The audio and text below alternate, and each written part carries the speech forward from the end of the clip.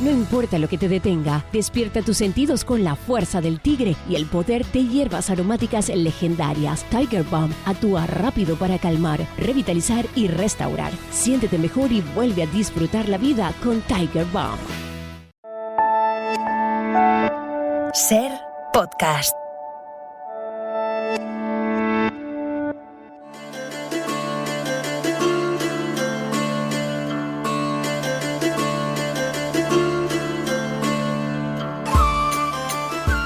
Navarra era un reino que, en contraposición un poco a los reinos vecinos, como eran Castilla o como era Aragón, había quedado, podríamos decir, un poco constreñido, mientras que Castilla y Aragón podían seguir avanzando hacia el sur. En el caso de Navarra se había quedado atrapado entre un reino muy poderoso al norte, que era Francia, y luego los reinos de Castilla y de Aragón. Y además se da la coincidencia de que en este momento, en 1274, el rey de Navarra, Enrique I, va a morir a una edad bastante temprana y va a dejar la corona sobre los hombros de su hija Juana, que tiene solamente 2 años. Aprovechando esta circunstancia, Castilla y Aragón van a tratar de presionar sobre Navarra para hacerse con el trono, y a la vez vamos a ver que la reina regente, que es Blanca de Artois, va a ver que su mejor opción probablemente no sea ni recurrir ni a Castilla ni a Aragón, sino que ella ve que la mejor opción probablemente sea recurrir a Francia. Este es el panorama que se ve en Navarra. Y luego aparte tenemos también un conflicto muy grande dentro de la capital de Navarra, de Pamplona, por las diferencias irreconciliables que se viven entre los burgos que componen la ciudad.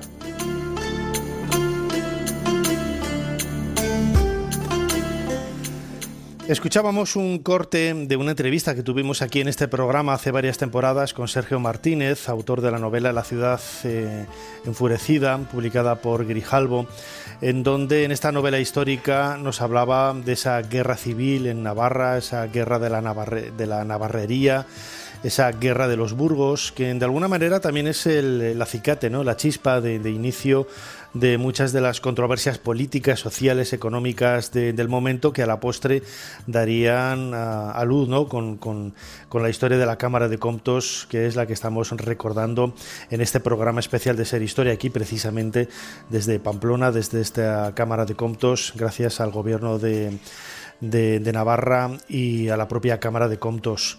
Juan Echenique, bienvenido a Ser Historia. Muchas gracias. Juan Echenique es periodista y es el cronista oficial u oficioso de Pamplona. Yo creo que la persona que mejor nos puede hablar de esta guerra de los burgos, que es un poco el contexto, ¿no? Es el finales del siglo XIII, el último tercio del siglo XIII, tan polémico, que va a dar, ¿no? Pues casi un siglo después, al nacimiento de la Cámara de Comptos. ¿Qué es lo que sucedía aquí en Pamplona, en Navarra, en ese siglo XIII? Bueno, pues sucedieron muchas cosas. La guerra de Navarrería es del año 1276, pero yo creo que antes de entrar directamente en la guerra de Navarrería deberíamos plantearnos por qué tenían esa afición a pegarse entre los 3 burgos, que se dice coloquialmente, aunque en realidad eran la ciudad de Navarrería, el burgo de San Fermín y la población de San Nicolás, ¿no? Fermín, que no es Fermín. O sea, yo leyendo al principio hace años, leyendo el nombre me equivocaba, ¿no? Fermín no es Fermín, son 2 nombres diferentes. Fermín es Saturnino. Saturnino. Sí, que es como en Francia llaman a San Saturnino, San Fermín, sí, efectivamente. Entonces, bueno, en realidad creo que hay que poner un poquito de contexto, como digo, y esto viene de que, bueno, pasan por aquí, como por todas las ciudades de España, pasan los romanos, pasan los visigodos, pasan los musulmanes, todo eso me lo voy a saltar, y nos situamos en el siglo XI, y aquí tenemos la ciudad de la Navarrería, que es donde viven los pobladores que había en aquel momento por aquí, y la mayoría eran gente de aquí, que eran agricultores y que vivían bajo dominio del obispo, porque curiosamente en la Navarrería quien mandaba era el obispo, no era el rey, es una cosa curiosa, y todos vivían en torno a la catedral, ¿no? Que era en torno a todo lo que hacían la vida en aquel momento. Entonces llega el siglo XII y Alfonso el Batallador, rey, no le gusta mucho esto de que aquí gobierna el obispo y el rey no pinte nada, y dice, pues tengo que conseguir repoblar esta zona con gente que esté bajo mi dominio. Y se le ocurre conceder el fuero de Jaca, hablamos del año 1129, a toda la gente que venga a vivir aquí.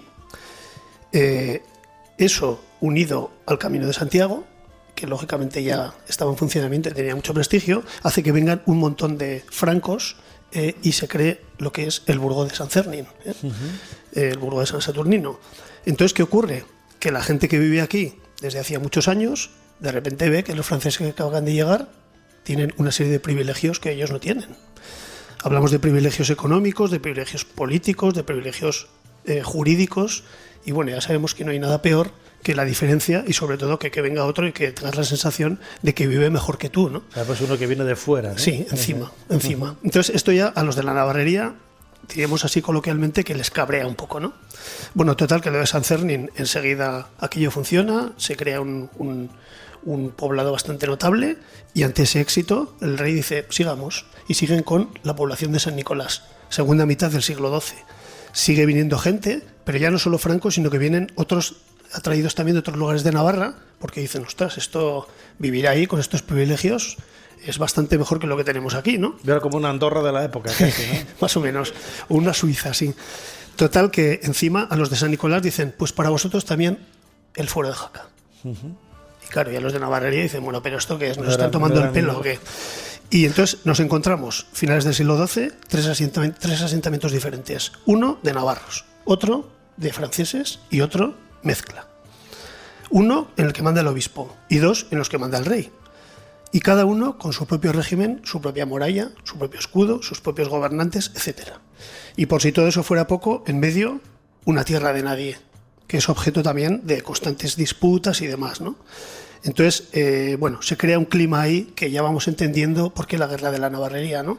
Sí, hay un descontento generalizado. Es que además, lo curioso, viéndolo en el mapa, son 3 burgos. Claro, hay que pensar un poco cómo eran los burgos, las ciudades en aquella época. Eran casi una lucha de barrios. O sea, como si los de las calles de aquí luchan con los de las calles vecinales de allá. Hablamos de guerra, pero no estamos hablando de una guerra en un espacio enorme. Era lucha casi de vecinos, de vecino de calle, casi. Sí, podemos hablar de que en cada burgo vivían, depende de los años que hablemos, pero en torno a 200 o 300 familias, para que nos hagamos una idea de la dimensión.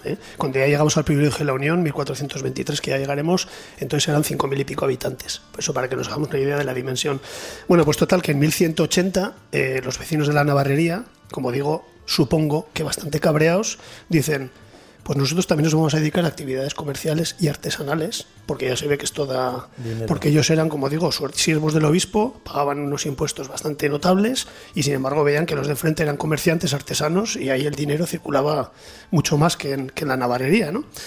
Y entonces también ocurre otra cosa, y es que en todos estos años mucha gente de la navarrería se va a vivir a San Cernin, a pesar de que en teoría no podían, pero bueno, consiguen, ya sabemos cómo es esto de la picaresca, y consiguen infiltrarse ahí, ¿no?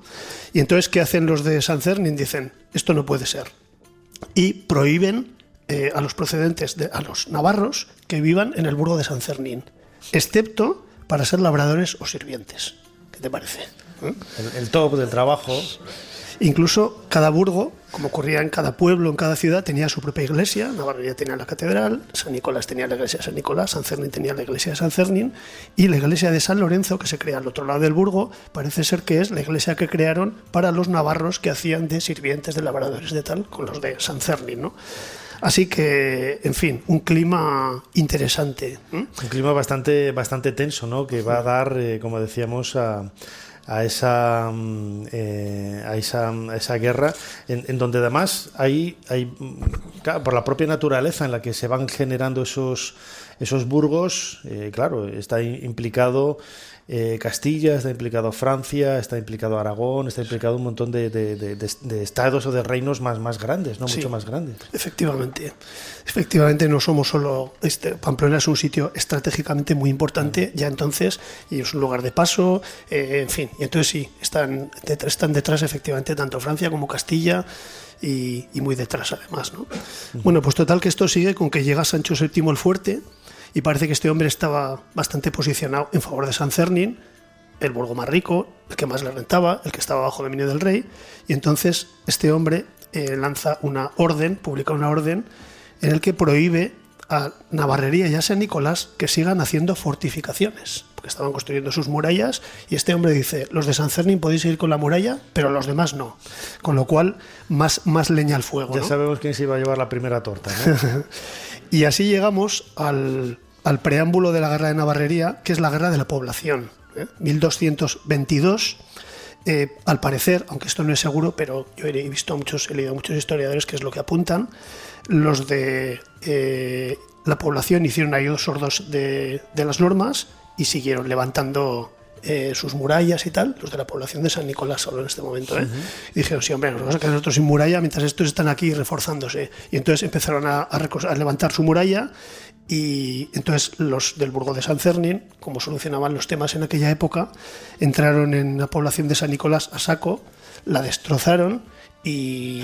Bueno, entonces la gente de San Nicolás se refugió en la iglesia pensando que ahí iban a estar a salvo porque era un recinto sagrado, y entonces estos franceses le pegaron fuego a la iglesia con toda la gente dentro, ¿no? Una cosa bastante terrible. Y el príncipe de Viana, de hecho, en una publicación que se titula Crónica de los Reyes de Navarra, nos cuenta, es breve, ¿eh? Un día los del Burgo de San Cernín, con gran poder de gentes, salieron y quemaron la población. Los habitantes de la dicha se refugiaron en la iglesia de San Nicolás, pero los de San Cernín más poderosos los tomaron por la fuerza. Quemaron dicha iglesia y mataron mucha gente. En la iglesia aparecieron unas doncellas que causaron gran compasión y sentir por tanto daño en tan delicadas y hermosas criaturas. Hay una fuente, la guerra de la Navarrería,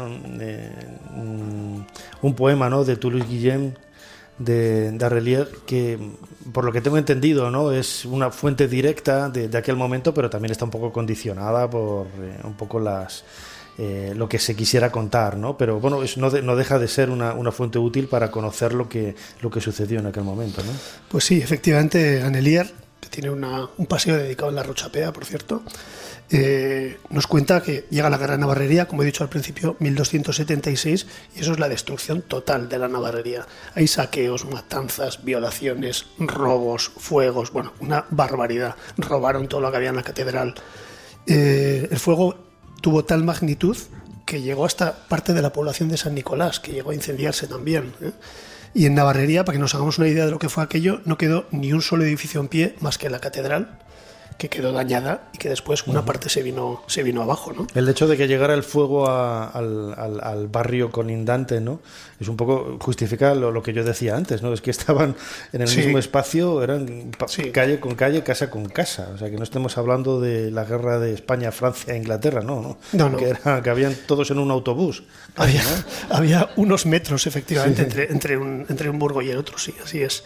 Bueno, total, aquel asalto destruyó también la judería, que en aquel momento estaba dentro de la Navarrería, y destruyó un pequeño burgo que se llamaba San Miguel, que estaba también en la Navarrería. Bueno, total, que la Navarrería durante 48 años quedó deshabitada. En la catedral, hasta muchos años después, dejó de utilizarse. Y como bien decías, Guillermo de Annelier, tú lo has pronunciado mejor que yo, pero vamos, hemos dicho lo mismo, poeta y cronista de Toulouse, por lo visto estaba él con las tropas, o sea que lo vio, lo que hoy día sería un corresponsal, ¿verdad?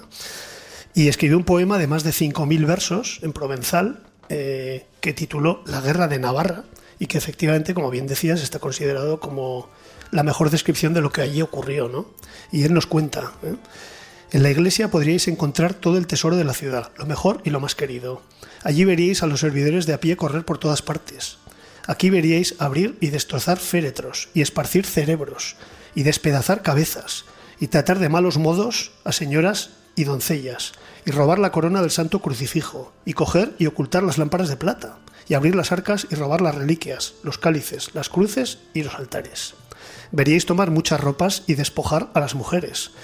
Como los traidores no podían encontrar un lugar donde esconderse, eran apresados y llevados a estacar. Casi nada. Gente guay. Conduciéndolos hasta los burgos atados con sogas al cuello. Y a todos aquellos, esto debía ser lo peor, a todos aquellos que habían causado enojo o pesar, los hizo ahorcar o empalar. Habla de un tal Eustache Beaumarchais, más o menos.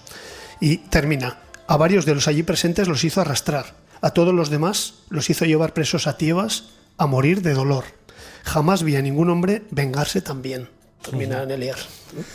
No, desde luego, es una historia que pone los pelos de punta, ¿no? En aquella época, fijaos, ¿no?, que incluso Guillermo de Annelier se sobrecoge, ¿no?, con toda esta historia. Y imaginamos, ¿no?, que en aquella época él también estaría normalizado pues con la muerte, con la guerra. Para él sería algo muy, muy natural, y sin embargo le duele, ¿no? Le llama la atención el sufrimiento, ¿no? Y la violencia y la malicia, ¿no? Con la que se actúan en esta guerra que se va desarrollando, ¿no? con el paso del tiempo, y que no acaba, ¿no? Prácticamente hasta el siglo XV, con ese privilegio de la Unión, ¿no? En 1423, que finalmente es cuando se crea, ¿no? lo que hoy es Pamplona, que dijeran lo que dijeran los barrios, los burgos, os juntáis todos y hacéis uno, ¿no? Sí, por fin. Aquí llega Carlos III, un hombre francés tremendamente instruido. Viene de Francia, que debe ser otro mundo por lo visto, y entonces el hombre llega aquí y ve la situación y dice, ¿pero esto qué es? O sea, esta gente, así no vamos a progresar de ninguna de las maneras, ¿no? Pero curiosamente el privilegio de la Unión es de muy al final del mandato de Carlos III. Carlos III muere en 1425, el privilegio de la Unión es de 1423, y fue consecuencia de que en 1922 él organizó la presentación, unos actos para presentar a su nieto Carlos como príncipe de Viana, porque él había visto que en otros países de Europa se nombraba príncipes, y dijo, pues yo voy a hacer príncipe a mi nieto Carlos, ¿no? Y entonces, cuando llegó el momento de organizar la ceremonia, se puso de manifiesto otra vez las tremendas diferencias que había entre los representantes de los diferentes burgos, ¿no? Y entonces fue cuando él dijo, esto se acabó, ¿eh? Y a mí me encanta en el privilegio de la Unión, que es un texto que si no lo habéis leído alguna vez os recomiendo que lo leáis. Me parece una maravilla, me parece un ejercicio de equilibrio entre los tres burgos impresionante. Yo creo que incluso a los políticos hoy día, cuando entran al Congreso o al Senado, les tendrían que obligar a leer el privilegio de la Unión antes de entrar, hasta que se lo aprendan de memoria. Y en el artículo 14... Y si no, les hacemos lo mismo que decían en la batalla de Ebro, ¿no? Que vayan aprendiendo. Y entonces el artículo 14 del privilegio de la Unión dice: para que la unión tenga mayor eficacia y sea duradera, se ordena cese en todos los pleitos, debates, cuestiones y demandas que hasta ahora haya podido haber entre los vecindarios, debiéndose perdonar para siempre las malquerencias y enemistades, viviendo en adelante en servicio de Dios, en paz, amor y caridad, como buen pueblo unido debe hacer. Desde luego, así tendríamos que hacer todos, ¿no? Y muchas veces que esto se puede trasladar a tiempos modernos, a tiempos de ahora, no hay más que echar un vistazo, ¿no? a la historia para darse cuenta que siempre hay un camino por el medio, que es el equilibrio, ¿no? La diplomacia y el saber entenderse, ¿no? Esto es un poco la conclusión a la que podemos llegar con este privilegio de la unión, con que se acaba finalmente ese conflicto de la guerra de los burgos, ¿no? Que en estos últimos minutos hemos charlado junto con Juan Echenique, periodista, cronista oficioso de Pamplona, como digo yo, y con el que hemos aprendido un montón de cosas para bien, ¿no? De esa historia de Navarra y de esa historia de España, de esa historia de todos nosotros. Juan, como siempre, muchísimas gracias una vez más por habernos ayudado a hacer un poquito más de historia. Muchas gracias, ha sido un placer. Gracias. Suscríbete a Ser Historia. Todos los episodios y contenidos adicionales en la app de Cadena Ser y en nuestros canales de Apple Podcast, Spotify, iVoox, Google Podcast y YouTube. Escúchanos en directo en la Ser los domingos a la 1:30 de la madrugada. Cadena Ser. La radio. No importa lo que te detenga, despierta tus sentidos con la fuerza del tigre y el poder de hierbas aromáticas legendarias. Tiger Balm actúa rápido para calmar, revitalizar y restaurar. Siéntete mejor y vuelve a disfrutar la vida con Tiger Balm.